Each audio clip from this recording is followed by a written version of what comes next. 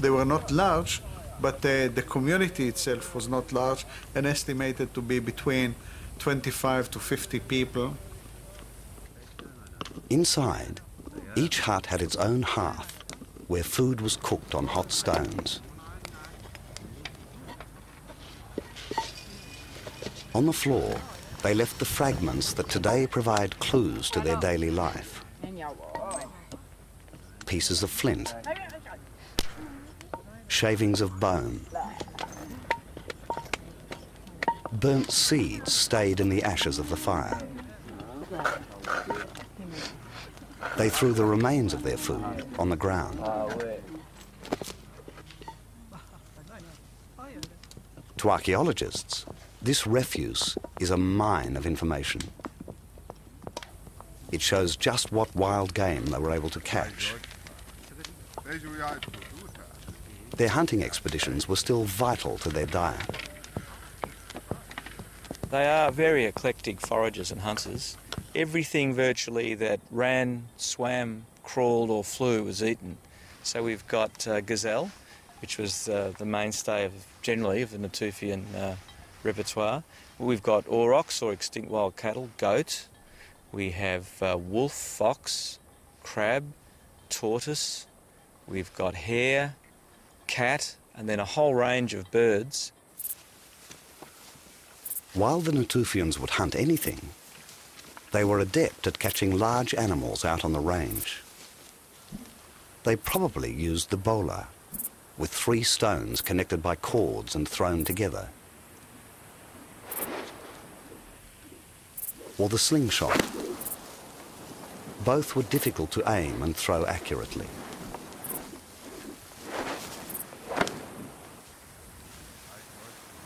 They moved to the rhythm of the seasons and roamed for weeks at a time. Despite a hard life, they seem to have been physically fit.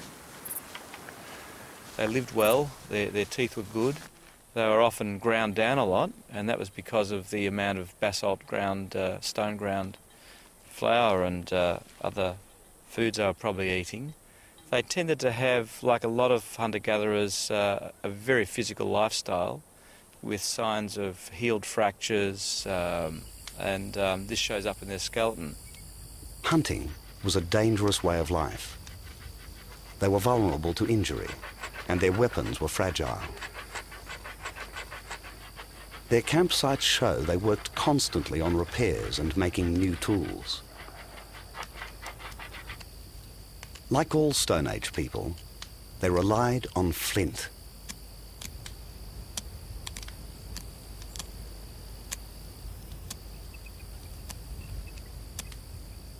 By splintering different stones in the right way, they created an amazing range of specialized blades and axes. They had their own toolkits, which were precious and vital for survival. We were digging out these houses in square metres, and every so often we'd come across an extraordinary set of tools just stacked up where they were, left 12,000 years ago. And it was so clustered, it looked as if it had been in some kind of bag, which had been placed down there and never picked up again.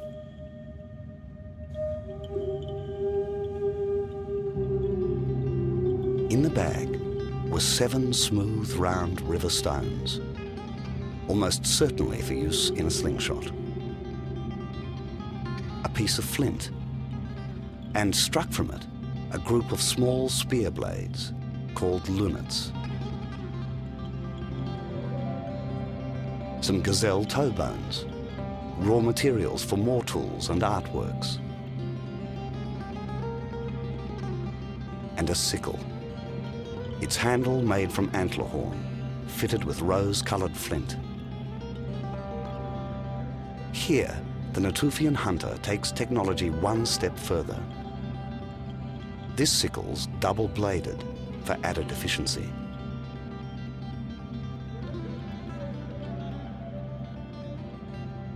It was all of the things that characterised the Natufian way of hunting and gathering. The sickle for harvesting, the spearheads for hunting, the smooth stones, possibly sling stones, and then their preoccupation with ornaments made from the gazelle toe bones, which they made into beads. The Natufians had a unique feeling for decoration. They loved carving and carefully shaped their mortars and pestles. It's now that archaeologists find them in numbers far greater than ever before.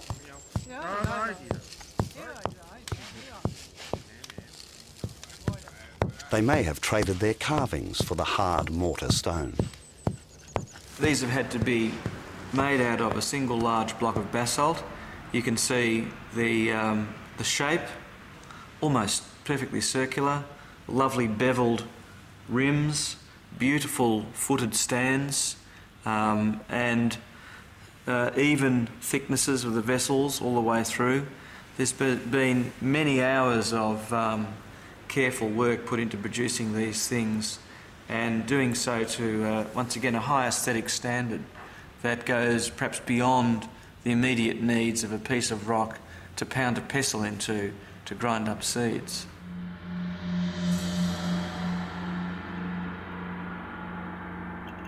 The most amazing thing about these mortars is their sheer size.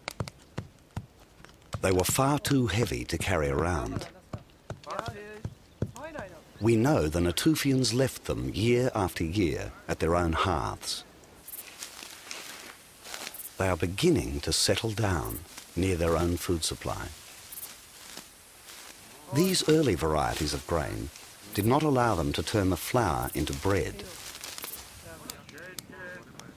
Instead, a coarse biscuit combined different grains.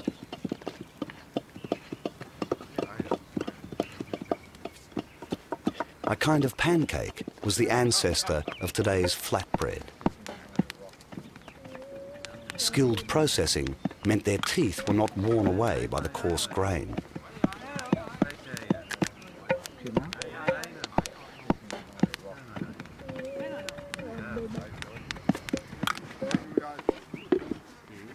They seem to have been clever about storage, although all the evidence has decayed.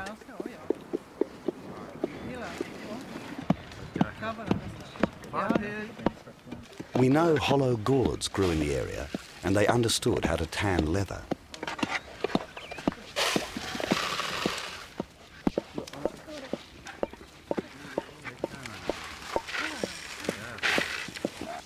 The stored food must have been a treasure. It was a chance to share and celebrate and keep the clan together. It meant they could plan ahead and rely on the future. But stored grain was not enough to guarantee survival. The Natufians needed to combine their grain with seasonal foods like berries and nuts.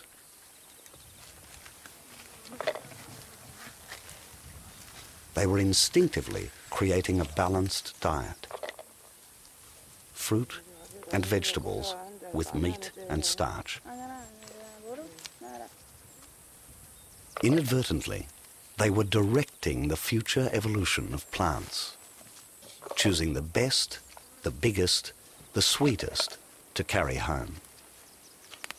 It was the seeds of these carefully selected foods that ended up in the rubbish pile.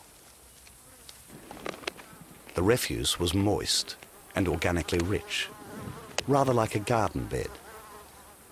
The plants would sprout and cross-pollinate to create a more useful strain. These were the first experimental gardens.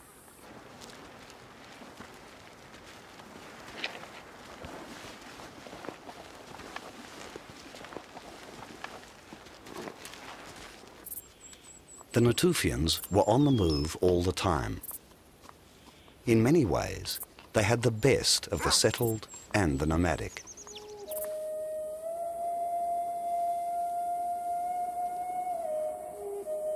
We know from hunter-gatherers still living today in Africa and Australia that the lifestyle created leisure.